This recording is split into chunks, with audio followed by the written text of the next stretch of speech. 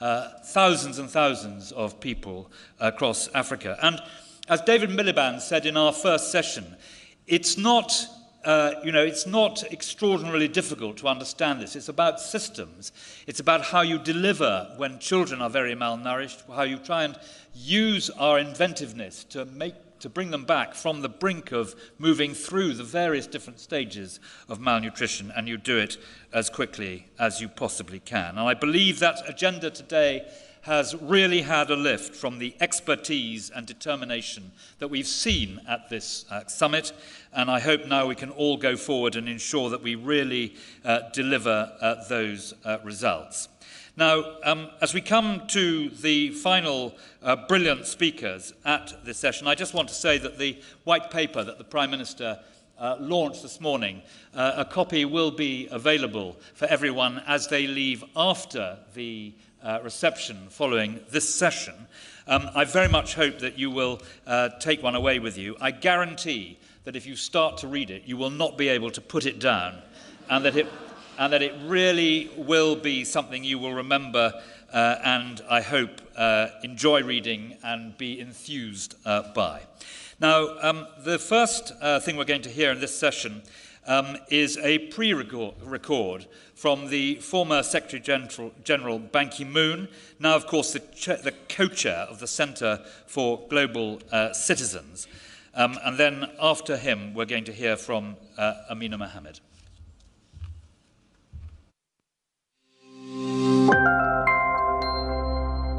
Distinguished colleagues, it is my pleasure to address you today at the United Kingdom's Global Food Security Summit in London.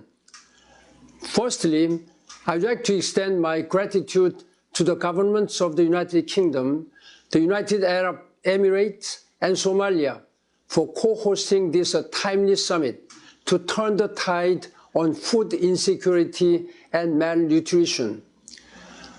We are all aware that the worsening effects of climate change are impacting every aspect of our lives everywhere in the world. It's further increasing the threat of violent conflicts, health issues, and food insecurity. Secondly, I welcome the UK's leadership in creating the much-needed links for a thriving food ecosystem, especially in the light of all these challenges we are facing as a global community. It is estimated that almost 600 million people will be chronically undernourished by 2030.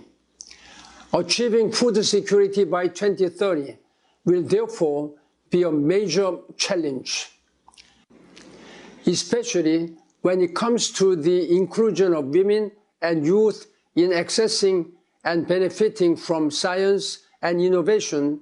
We need to tailor our interventions effectively to reduce inequalities and close the global gender gap in food insecurity. Channeling more funding to agricultural research and development through global networks like CGIAR will accelerate and scale the technologies that can be adopted by smallholder farmers and other vulnerable stakeholders. They urgently need solutions and support to be able to adapt to the worsening effects of climate change and increase their resilience. I'm taking this opportunity to call on global leaders, decision makers, and change makers alike to support research institutes to innovate, develop, and disseminate solutions to make climate-resilient, sustainable food systems a reality. I'm grateful that so many representatives have gathered at this summit, showing their commitment to advancing food security in the framework of climate adaptation and sustainable agriculture. Today's summit has provided pathways to move beyond talk of crisis and towards ideas for actionable solutions. Let us carry this energy and dedication forward to key decision-making moments, including COP28, and continuously renew our commitments. If we really want to tackle the crisis of our today's world, we need to put people, especially the most vulnerable, at the center of our conversations and efforts. I hope today's productive discussions have sparked a new urgency in all of you to work together towards a more sustainable, equitable, and resilient future for all, leaving no one behind. Thank you.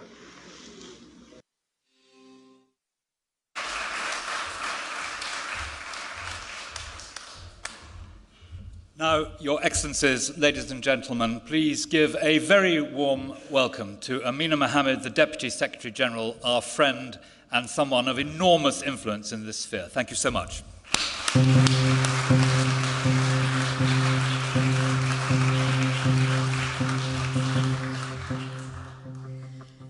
Thank you so much, Andrew. Excellencies, I know lots of them here, lots of distinguished guests, but mostly many, many friends that I can see in the room. And I wish I'd been with you from the beginning, because as I walked in the room, there's so much energy, and that energy, I think, was parallel to what we had in the General Assembly when we had the political declaration and the SDG summit, but also a few months earlier at the food system stocktake, something I think we all remembered vividly, the investments we made in the first food system stocktake coming to bear. So so pleased that we're all here together. So thank you, Andrew, for hosting this timely event, but also to the government of Somalia. And not too long ago in New York, both the President, the Prime Minister, talking very much about not just the conflicts and the pathways to peace, but in parallel, not the day after, but in parallel, how really to secure the food systems, because this for them right up front with the humanitarian crisis that they face, not just in Somalia, but also in the Horn of Africa. Thank you to SIF and to the Bill and Melinda Gates Foundation, because they have stayed the course. This is not a quick fix. This is something we have to go over years, and that needs accompanying, and so thank you for being here with us. As I've heard earlier, the discussions that have been held during the day have shed a lot of light on the harsh reality of nearly 1 billion people across the globe facing severe food insecurity, and also underscoring the importance of malnutrition. And for us, that's about tomorrow, but investing in today, our children. And everyone knows, I think we've all been through the science of it, not taking care of the millions of children that go without proper nutrition is in fact a huge threat to the future. Alarming statistics, and I think at the end of it, perhaps all of us acknowledge how complex a situation this is, because the food systems doesn't sit in a silo, in a vacuum. It is buffeted by many things that happen to us in the world. And today, I think we can safely say we all are cognizant of the pretty big mess that we're in. But I think we all also know, otherwise, that there are the solutions. And those solutions, many have been discussed over the past 2 years, since we've really had food security as a big issue after Russia's invasion of Ukraine. But that we're finding ways now for its sustainability. So the solutions we have, and we have them by region, we have them by country, we have them by locality. Civil society, local farmers, mostly women, have put those on the table. What we need is to find the resources to bring them all to scale, and not to continue with the proof of concept, because I think by now we all know what works. What we need to do is to get it to work, and to get it to work at the local level. The imperatives for why, because I think today I'm certainly stressed by getting the horse to water, but we can't quite get the horse to drink the water. So bringing all of this to leaders who have to take the decisions on the means of implementation to make this happen. And maybe we have to go back to explaining to leaders why. What is the imperative?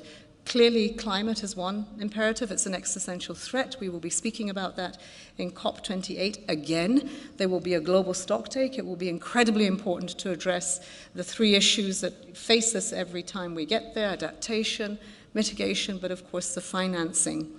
And that's one imperative. The other is about our populations. The population that is growing, but is growing with so many left behind.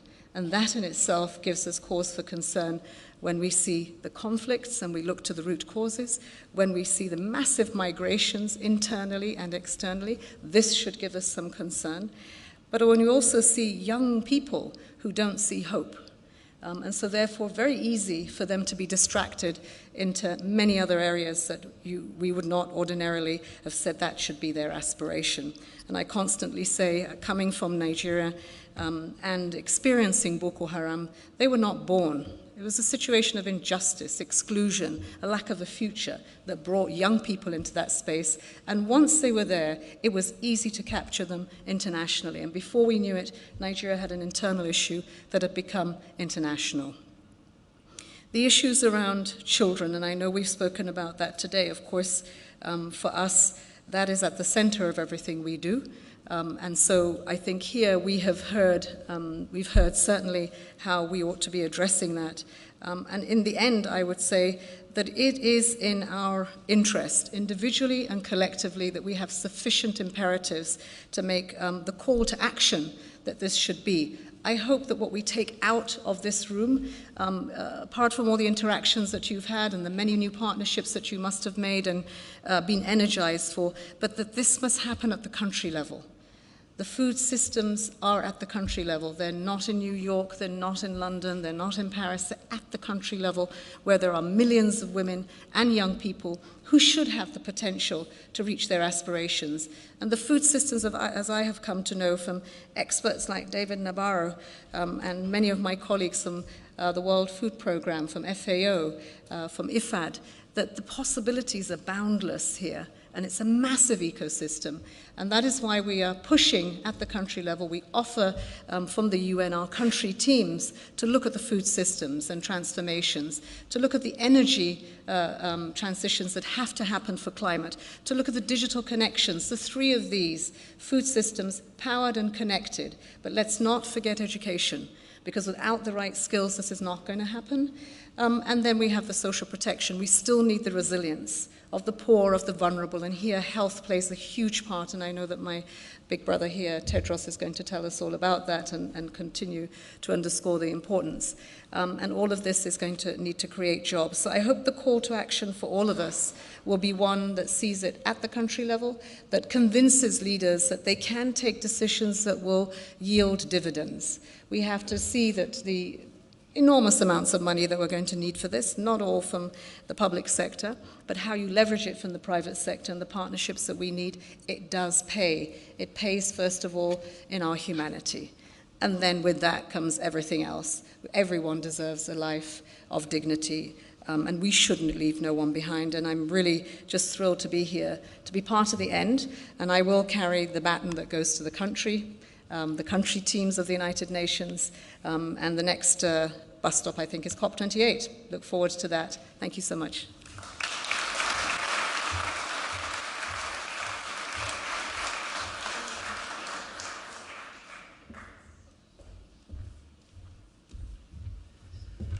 Thank you so much, Amina, for that wonderful speech. It now gives me very great pleasure to call Roger Voorhees from the Bill and Melinda Gates Foundation, one of our co-sponsors for today, to address us. Roger.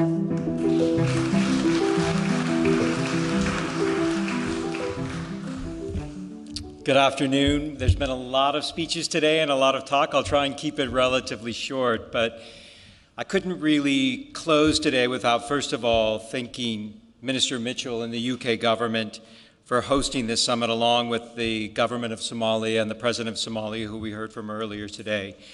It's been an incredible day of showcasing how much energy there is in addressing the root causes of hunger and malnutrition. The UK has a long history of strong support for the battle to end hunger and malnutrition globally, and the support has made a measurable difference that we heard about today in the lives of 1 million people around the world. But as we also know, that we are not making the kind of progress that we need to achieve the Sustainable Development Goals. And as we have heard from a number of our speakers today, we're not just standing still, we're falling behind. And if we're going to make a difference, we're going to have to redouble our efforts around real system-level reform. Now, we share common goals with many of you, and the Foundation values these partnerships that we've re-energized today. But I think there are three things that in this partnership we need to focus on going forward. The first is around nutrition, especially the decade-long joint research project we've had with the government of the UK on driving transformation to more sustainable, nutritious food systems. The second is agricultural development, particularly our long-standing partnership we have with the UK on livestock and animal health. And finally, an issue deeply linked to both of us and many of us in the room, which is the role of research and development to drive transformation. Sustainable food systems need robust investments in innovation alongside new financing to tackle the climate and food system challenges at scale. The food system is a powerful entry point for nutrition as well, but our current system is not delivering good nutrition to everyone, with significant impacts on health, people, and the climate. Today, our call to action was issued with a nutritious food system, drawing on over a decade of collaboration with the UK on research, and we know what needs to be done to implement this change. So therefore, it's a call to action to all of us to provide a blueprint of us to rally around of how we can scale it. And Amina, thank you for the leadership the UN has done on the Food System Summit. And we know as we go into UAE and to COP28, it will continue there. But I can't leave today without remembering that over 45 million children worldwide suffer from wasting. And yet we know that nutritious diets, essential services, and positive care practices can and should prevent wasting in the first place. The Child Nutrition Fund is an effort to fundamentally transform how we tackle wasting as a global community. I'm very proud of the partnering with the UK, with SIF, with UNICEF, and many other actors in this effort. Next, I want to highlight the development that we think in livestock and animal health and around the announcement of the Center for Veterinary Vaccine Innovation and Manufacturing that address both zoonotic diseases but animal productivity, and we believe lower methane emissions through this. It finally brings me to my last point today. As a foundation, we believe in investment and research is key to unlocking access to the innovations of smallholders need to build that resilience. That's why we provide a significant amount of funding to the CGIAR system for agriculture research centers. The CGIAR system is the foremost source of innovative solutions in food system transformation, helping to build resilience for 500 million smallholder farmers and farming households around the world. And they are aiming to reduce greenhouse emissions from food security by a gigaton per year by 2030. And most importantly, robust research has said that for every dollar that goes into the CGIAR, it returns $10 of economic value. I've been in development a long time. I raised my family in sub-Saharan Africa. There are very few things that generate 10-to-1 return. And we know within that agriculture delivers 2-to-1 over almost every other development outcome. Therefore, I urge us all to not grow weary of the work ahead, but to go together and make real investments that have meaningful difference on the ground. The road ahead is not set. If the global community acts with drive and purpose to support agricultural innovation and better nutrition, the worst consequences of climate change can still be avoided, and a healthier, more equitable food system and a future for everyone is possible. Thank you.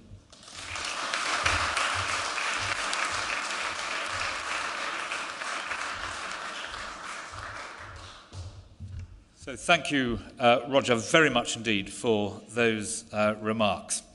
I now have the greatest possible pleasure in calling Dr. Tedros, the head of the WHO, a friend of many of us who does incredible work against an extraordinarily difficult background. Tedros, the floor is yours.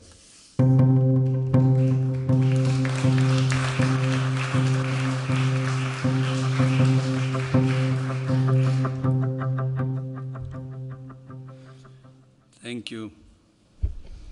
Thank you, Andy. That's his name. No, thank you. First, I thank once again the UK for its leadership, and especially Andy for bringing us together in this historic building. And I would also like to thank the co-hosts, Somalia. Really appreciate the President's commitment, and of course the Deputy Prime Minister. And the President's presence here in person means a lot and shows his commitment. So, Mahasantai, Mr. President, through the Deputy Prime Minister.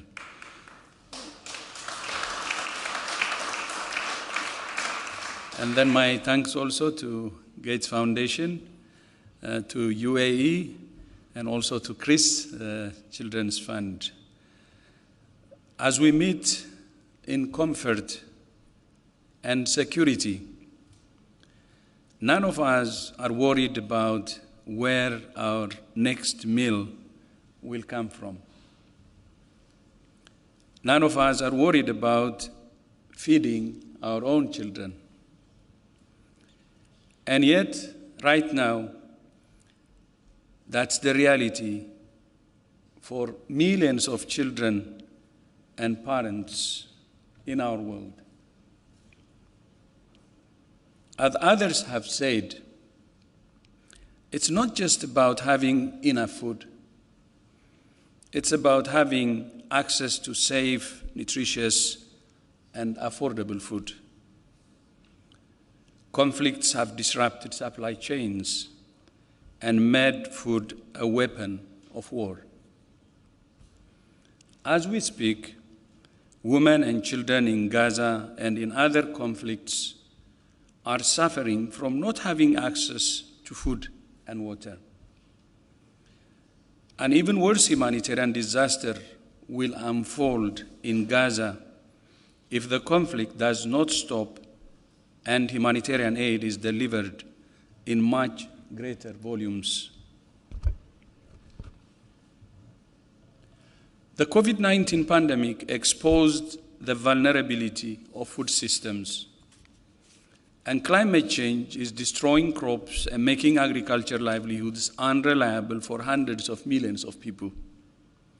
Food systems are also part of the problem by contributing to carbon emissions and putting pressure on our planet. These overlapping crises demand change in the way we produce, distribute, and consume food. Shifting towards more plant-based and sustainable diets can reduce the impact on the environment and mitigate climate change. At COP27 in Cairo last year, the government of Egypt, in collaboration with WHO and other partners, launched the initiative on climate change and nutrition. Nutrition will again be on the agenda as part of the dedicated day on health at COP28 in the UAE next month.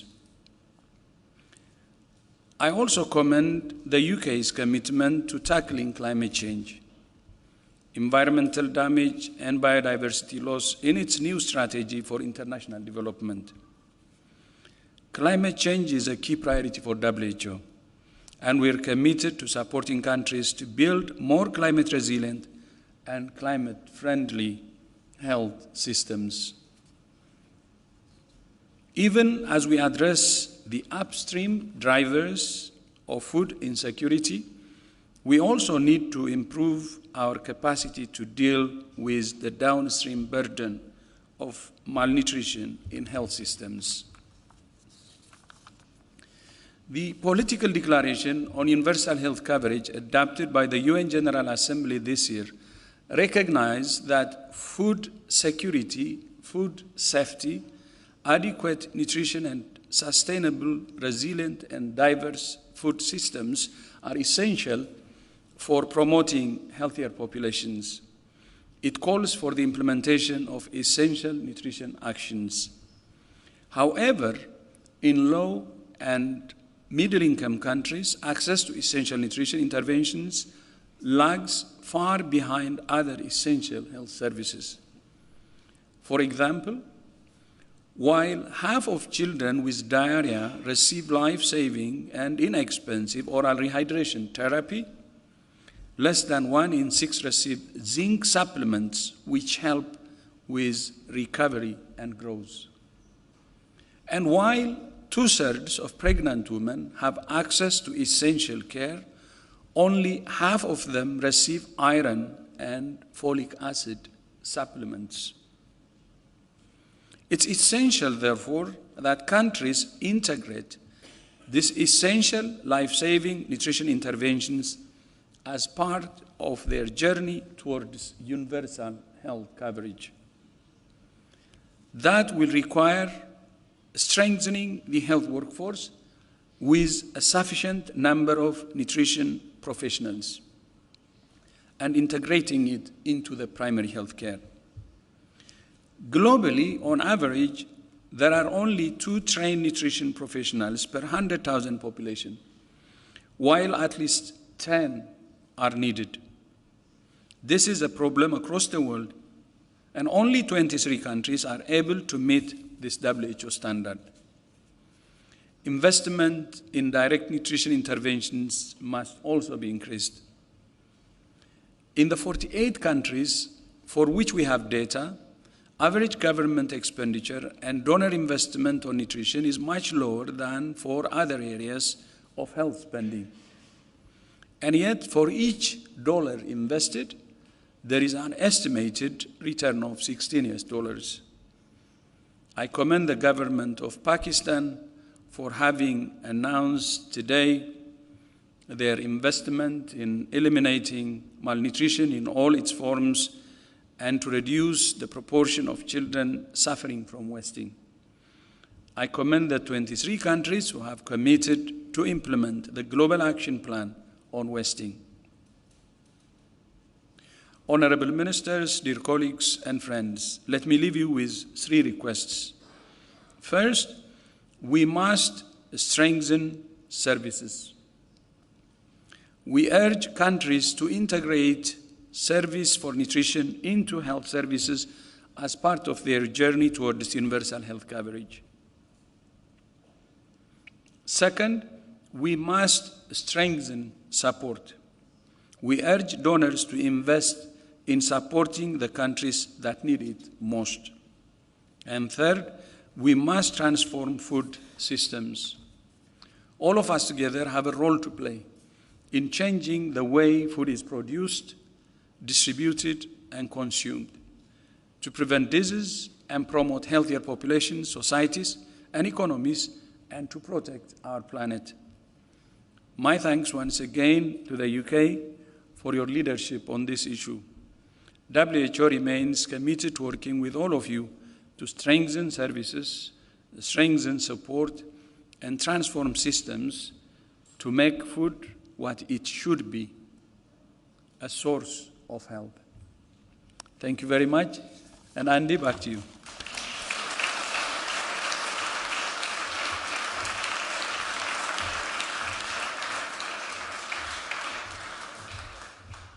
Now, ladies and gentlemen, can I encourage you to reach for your headsets? And thank you so very much, Tedros, for that wonderful speech.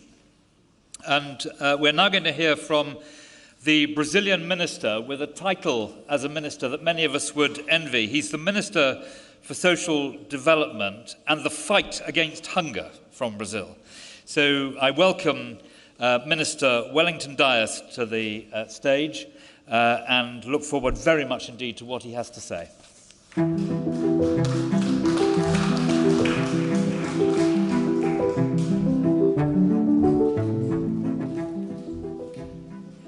Muito boa tarde. Com muita alegria, eu cumprimento, em primeiro lugar, todos os participantes deste evento, agradecendo aqui ao primeiro-ministro do Reino Unido, Rishi Sunak, e em nome aqui dos ministros Andrew, Michel, e também o esperado ministro aqui ainda hoje, David Cameron, Agradeço também a todos que organizaram este evento, em nome aqui do presidente e o ministro da Somália, a representação dos Emirados Árabes Unidos e também as entidades aqui em nome do senhor Roger Walker pela Fundação Bill e Melinda Gates. Eu quero com muita satisfação saudar aqui também a secretária-geral adjunta das Nações Unidas, a nossa querida Amina Mohammed, e também da mesma forma o senhor diretor-geral da OMS, o Dr. Tedros Adhanom, em nome dele e dela, saudar aqui cada um dos membros de organizações da ONU. Senhoras e senhores, felicito o governo do Reino Unido, da Somália e dos Emirados Árabes Unidos pela iniciativa tão oportuna de reunir aqui tantas e tão relevantes lideranças mundiais para tratar de como melhor enfrentar o flagelo da fome. As conversas e trocas de hoje renovaram minhas esperanças ao mostrar que todos aqui compartilhamos do mesmo sentido de urgência e que estamos, governos, empresas, organizações internacionais, cientistas, cada qual em seu domínio, trabalhando em múltiplas soluções promissoras. Ainda bem que há esperança, porque a situação é grave. Não preciso repetir o que tantos e tantas hoje já dissemos sobre a atual realidade de múltiplas crises que fez crescer novamente a fome, a insegurança alimentar e a pobreza, com números que nos envergonham como civilização. Muitos de nossos países precisam também lidar com crises e turbulências políticas. São sintomas de um mal-estar social legítimo, mas que, em alguns casos, pode ser canalizado para projetos equivocados e manipuladores. O Brasil não é uma exceção.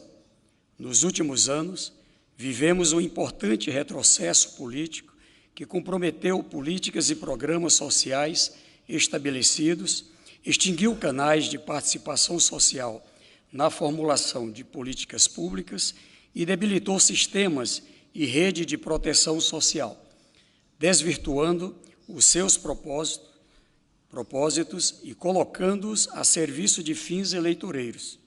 Chegou a colocar em risco a própria democracia brasileira. Esse projeto, como sabem, não prevaleceu e a democracia brasileira triunfou. A população, porém, não escapou incólume, sobretudo a mais pobre e desfavorecida. Eu não poderia deixar de recordar para aqui no Reino Unido, em especial aqui o chanceler Cameron, que 11 anos atrás, quando era primeiro-ministro, sediou aqui em Londres uma cúpula global contra a fome. Em parceria com o Brasil, e ao passar o bastão das Olimpíadas para o meu país. Na época, o Brasil já estava perto de vencer a fome, o que finalmente ocorreria 2 anos depois, em 2014, quando o Brasil saiu do mapa da fome das Nações Unidas.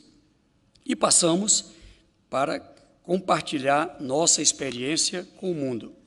Infelizmente, hoje sou obrigado a dizer que o Brasil, na esteira da pandemia e, sobretudo, de uma administração equivocada e destrutiva, retornou ao mapa da fome, com prevalência de desnutrição chegando a perto de 5% da população, a insegurança alimentar grave chegando a 10% e com retrocesso nos principais indicadores de pobreza e pobreza extrema. Infelizmente, ao assumir em janeiro deste ano o mandato de presidente da República, retornando ao governo pela vontade do povo, o presidente Lula precisou assumir de novo o compromisso de acabar com a fome no país. Um compromisso que iremos cumprir com resultados positivos até o final deste governo. Estamos trabalhando dia e noite, reconstruindo e renovando programas e retomando pactos sociais. Não à toa, nosso lema de governo é união e reconstrução. Conto essa história sobre o Brasil para salientar a vocês a importância de uma boa implementação de políticas públicas contra a fome e a pobreza. Quando tínhamos uma boa gama de programas interligados e com participação e controle social, logramos vencer a fome. Quando esses programas foram desvirtuados, eliminados ou deteriorados, a fome voltou. O que falta para acabar com a fome e a pobreza? Já temos as nossas metas, o Objetivo de Desenvolvimento Sustentável 1 e 2. Temos também mais experiência de políticas e programas de redução da pobreza, reconstrução e segurança alimentar e nutricional em muitos países nos ensinaram o que funciona de forma mais eficiente e eficaz. Por que, então, estamos ficando para trás? A resposta está na desigualdade. Muitos países têm vontade, mas carecem dos recursos e da experiência concreta e detalhada de implementação. Outros aprenderam muito na implementação e estão dispostos a compartilhar sua experiência, mas também não têm os mesmos meios para fazê-lo em escala. Pensando nisso, o presidente Lula anunciou a criação de uma força-tarefa especial no G20, cuja missão será forjada numa nova aliança global contra a fome e a pobreza. Não queremos criar um novo foro internacional, pois já temos muitos. A aliança será um mecanismo para angariar recursos financeiros, conhecimento, onde são mais abundantes e canalizá-los para onde são mais necessários, apoiando a implementação e a ampliação em escala de ações, políticas e programas de nível nacional, incluindo nas 4 áreas destacadas pela cúpula global de hoje: crianças, ciência, prevenção e sistemas alimentares, embora sempre com prioridade e foco nos mais pobres. Uma vez debatida e pactuada a partir do processo do G20, a aliança será de todos os países que a ela resolverem aderir, não apenas os que compõem o G20. A missão é clara: ampliar a adoção de bem-sucedidos programas nacionais em grande escala para acabar com a fome e a pobreza, para cumprir, senhora Amina Mohammed, com os ODS 1 e 2. Assim como foi em 2012, ministro André Michel e também o ministro Cameron, que eu sei que nos escuta, ali, com as Olimpíadas, aceitamos hoje novamente o desafio de levar adiante ao Brasil a chama da esperança, que foi acesa aqui em Londres. O Brasil pretende constituir essa força-tarefa especial em sua presidência do G20, com a missão de forjar, em conjunto, essa aliança global. Lanço desde já o nosso convite para que trabalhemos juntos para estes resultados. O presidente Lula autorizou-me a anunciar aqui: o Brasil está de mãos dadas com os países aqui presentes e outros que queiram a prioridade para a segurança alimentar, a redução da pobreza, para mais igualdade. Contem com o Brasil.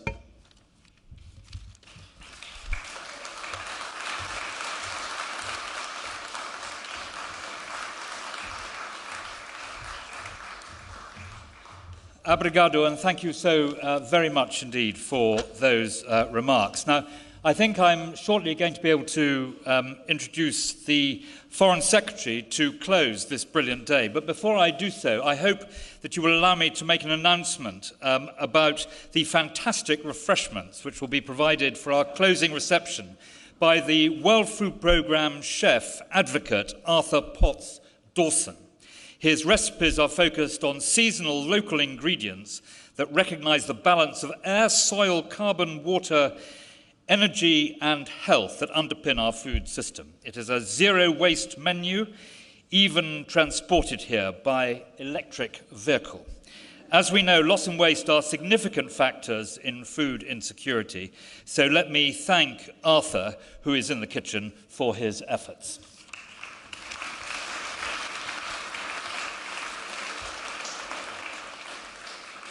Now, I think we have the Foreign Secretary here, my friend, colleague and boss, newly ennobled, former Prime Minister, now our Foreign Secretary, about to attend his first major event in office and speak to close what has been a really important and valuable day. Foreign Secretary.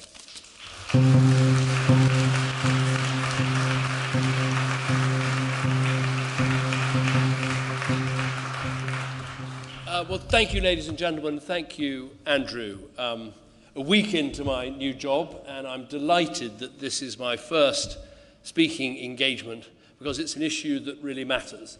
And thank you to Andrew Mitchell for bringing today together, for bringing us here. Thank you to the Somali President, who I met with this morning, for his attendance today. Thank you to the UAE, our friends in the Emirates, for being our co-hosts. And an apology, I was meant to be teaching a course in Abu Dhabi at New York University in January, and I've had to cancel that because of my new role, but I was very much looking forward to another stay in your remarkable country. And of course, thank you to the Children's Fund Foundation and the Bill and Melinda Gates Foundation for their support. It is so good to be back working with you again on these sorts of issues that matter so much. This government has a proud record on development. I'm proud of what we did on development, and I'm determined that we put development right back at the heart of our Foreign and Commonwealth and Development Office. It is so important. Now, you've had a long day with lots of speeches. I've had an extraordinary day going to the House of Lords and doing all the right things and nodding and saying the oath and all the rest of it, so I can go home and tell Mrs. Cameron she's now Lady Cameron. She's absolutely furious about that, but nonetheless, that's what happened to me today. But you've had a long day. You've had lots of speeches. So I just want to make 4 simple points. The first is what you've been doing today and talking about today, food security, really matters.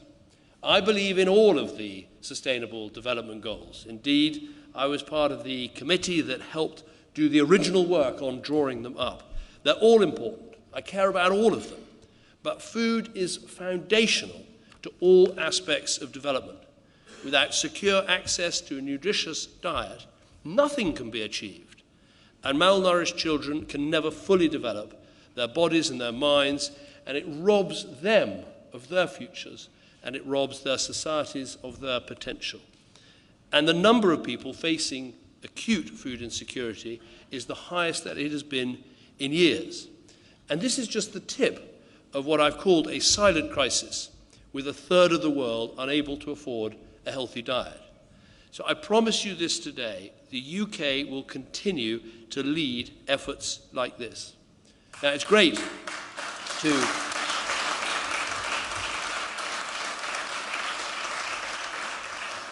to speak after Minister Dias from Brazil as they take on the G20 presidency. As Prime Minister, I hosted with Brazil summits on hunger and nutrition for growth in 2012 and in 2013. Together, we galvanized global action. It was more money invested in better outcomes, and that's what's needed again. Second point, this is an absolutely critical moment, not just because this silent crisis is growing, but because we cannot separate it from other global crises. Putin's illegal invasion brought this home, as he deliberately sought to rob us of one of the world's great breadbaskets. His cynicism was plain for all to see. He obstructed the Black Sea Grain Initiative. He then walked away from it. He then tried to destroy the very supplies that the world needs. But I saw for myself in Ukraine, in the port of Odessa, there is good news. Ukraine is pushing Russia back in the Black Sea, and with the new Unity facility between UK insurance brokers and the government in Kiev, shipping insurance for their food exports is affordable once more. So let the message go out. Ships are sailing, grain is being exported, Ukraine will continue to help feed us all. Third point, there is a vital link between food security and development on the one hand, and the problem of state fragility and conflict on the other. Of course, farmers can farm, traders can trade, but without the rule of law, without property and land rights, without peace, without trusted institutions, you cannot get your product to market. And that's why it is time to change the way we do development. And that is what Andrew Mitchell's excellent white paper published today is all about. It captures how Britain will help to do this in the future. No more top-down targets that set up fragile states to fail.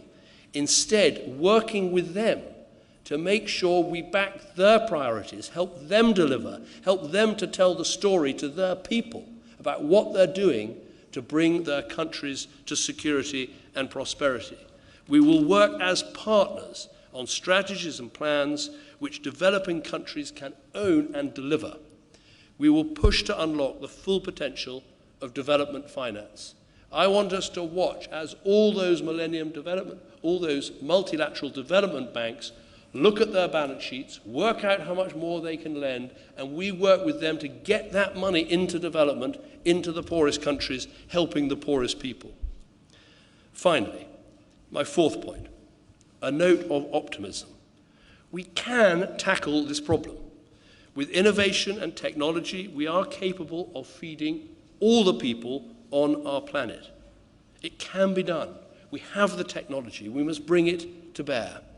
The Soviet writer, Ilya Ehrenberg, wrote of the victims of the Holodomor in Ukraine. Not one of them was guilty of anything. And what was true then is true now. Today, we've heard from the experts. We've heard about the tools. We've seen the commitment we need to realize zero hunger. And I can tell you this, as we do so, the United Kingdom, the Foreign, Commonwealth and Development Office will be with you every step of the way. Thank you.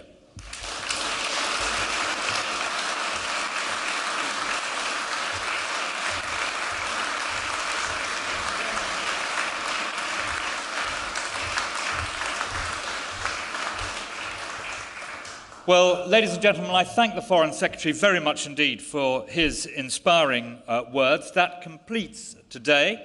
May I now invite you to join us downstairs for our final reception with food from farmer pots. Thank you very much indeed.